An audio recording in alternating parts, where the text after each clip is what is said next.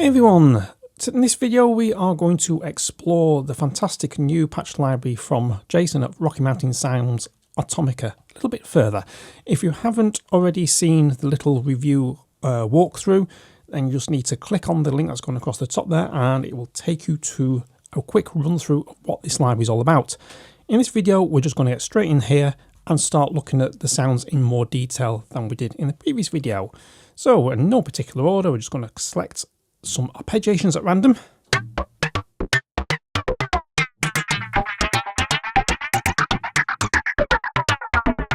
So what we've got there is a nice choppy percussion, as it says, and the mod wheel opens filter and adds effect.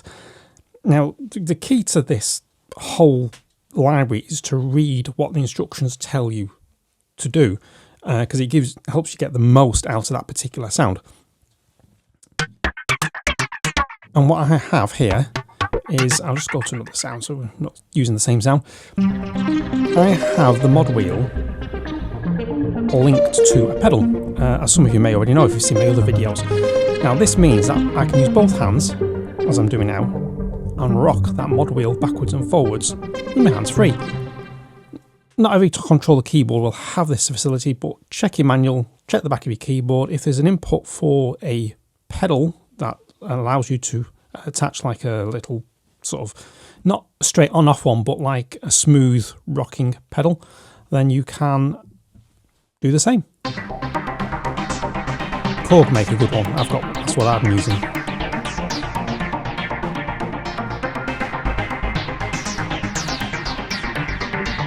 Just have a look and tell you exactly what model I'm using. The EXP2. Now, good things about these bass BPMs, so the mod wheel's messing around with the cutoff. Now, the great thing with these bass ones is you can actually play them high up the keyboard.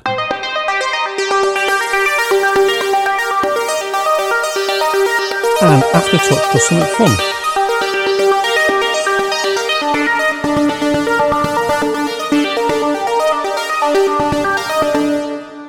Now, not every keyboard is going to have aftertouch, but if you do have aftertouch, again, look at your manual, you get a little bit more out of the sound. Got synth percussion here.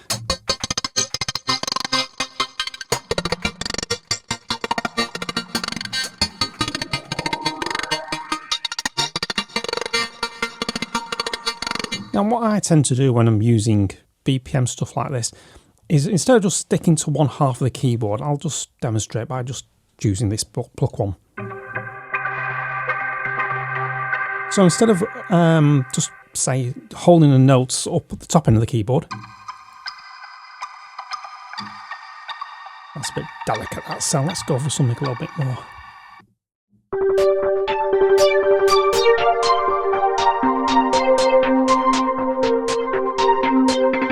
Now what I tend to do is, as this explanation says, play a low and high note together. So I tend to play with the left hand down the bottom end, so I get a nice bassy sound. And there we go. Just a little playing tip for you there. So let's go for another one. Oscillating protons, another one I patch. Anything that's got AE at the end is a patch I created for this library. Anything that has TD at the end, it's a Tim Dale patch, and anything else on here is all Jason.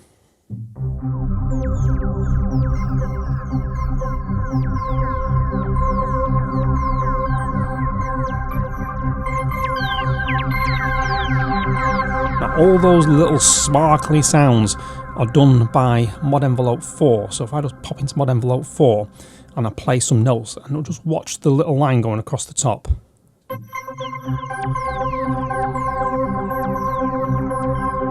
Now that, when we go into it, is linked to the cutoff, and low pass filter UVI1 is the only filter that self-oscillates.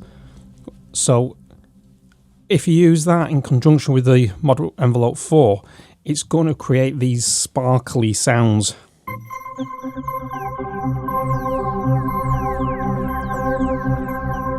And there isn't a mod wheel in sight on that.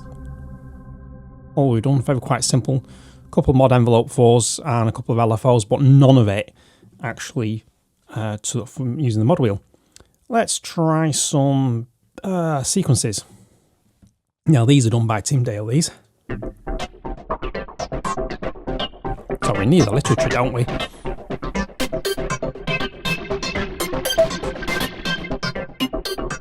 So with the mod wheel closed, it's this sound. With it open, there's some cool little sort of like plucky, sparkly sounds in this. Let's go for another Tim Dale sound, expressurized.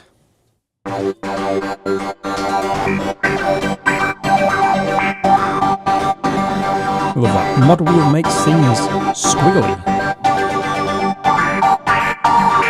Such a subjective word, squiggle, because it means different things to different people.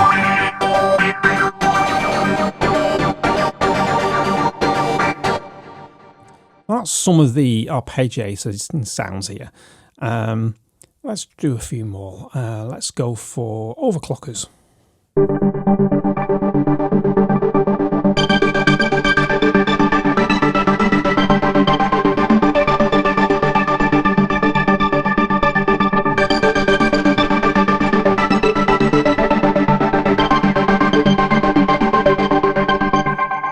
And Handley's actually created, in a way, 2 patches in one here, because if you disable the ARP, we end up with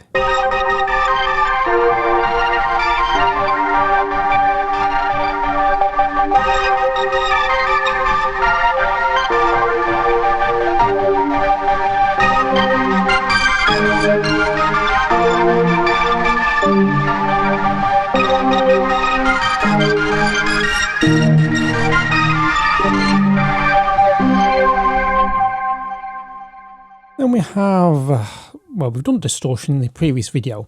Let's have a look at these electro percussions. Those claps really sound nice. And that's going to be the valve radio, I think. Where is it? Was he built?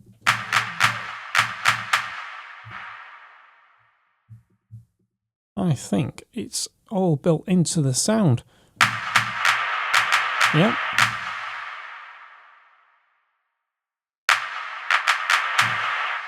Well, there's a cool clap sound there. There we go.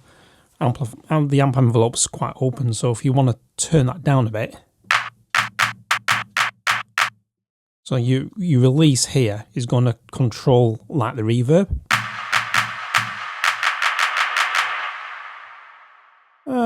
Let's try some.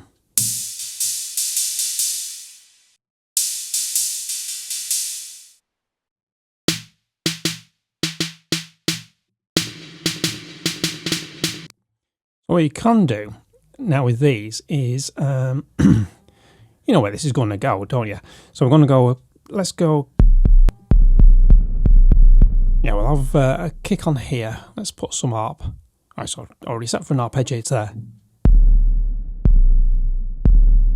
And in patch 2, we'll have, let's have a snare, normal snare. I don't want them on the same. Don't want them on the same. So what I need to do is go into multi and then change this to channel 1.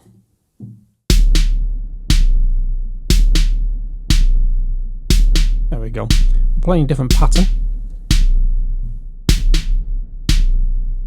And then if we're going to 3 and say we'll have close hi-hat boomster or boomstar, and we'll change that also to channel 1.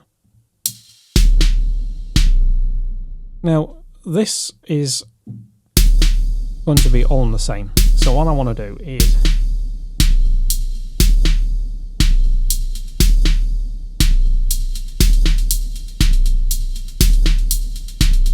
so straight away you've got a multi already made up now with a simple drum pattern. And then you can LFO that.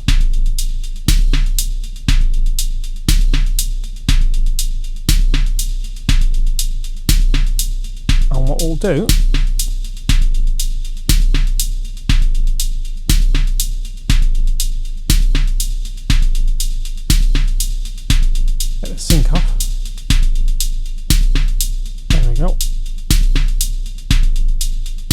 And then we can also shorten that length.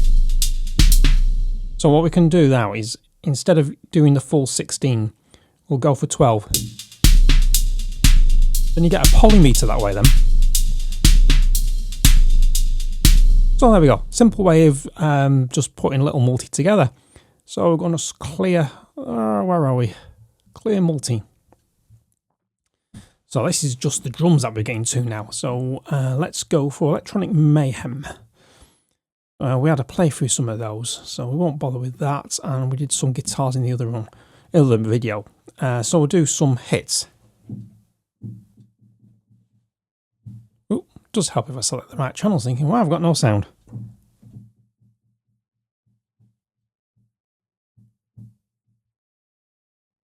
There we go.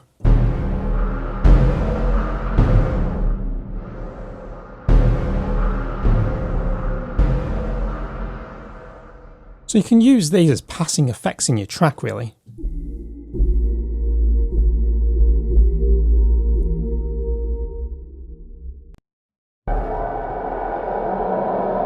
That's a nice one. So, you know, when you segueing between sections.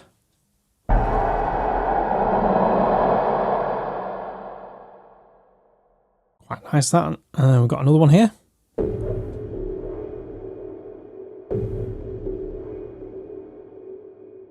So all these will be great for sort of, you know, the spot effects that you have in cinematic and ambient electronica.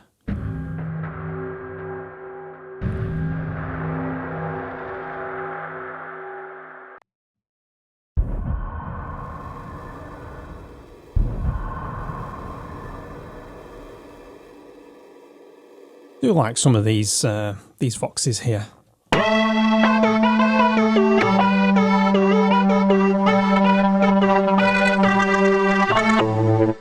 Go for core work it.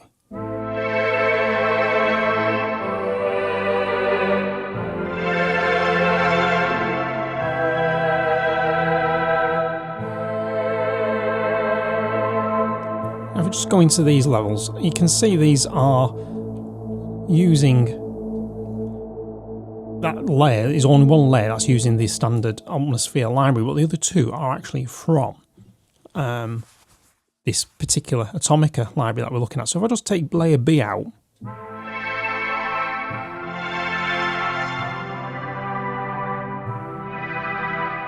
so layer B adds the more sort of classical sound that you.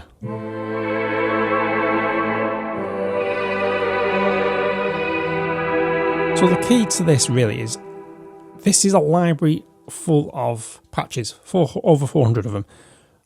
But don't be afraid to experiment and sort of like play around, substitute sort of like patches, you know, the sounds in from the normal library of Omnisphere, because you can get some really interesting sounds.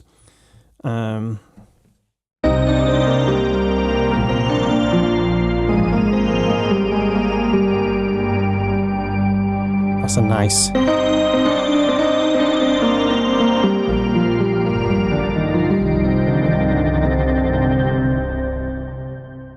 And I just want to do a bit more on the keys, and we'll call it quits for this video on this keyboard.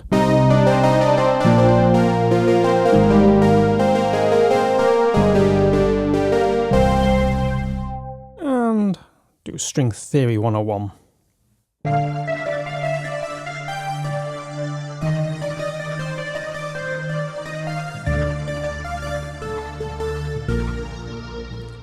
So what I want to do now is just say, right, we've got Atomic Highly Strung and we've got this Rap Battles.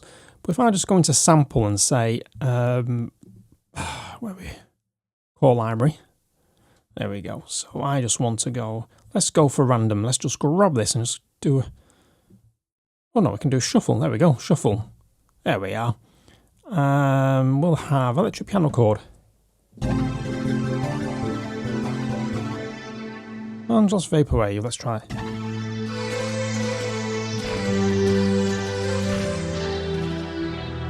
You get different sounds, sort of textures.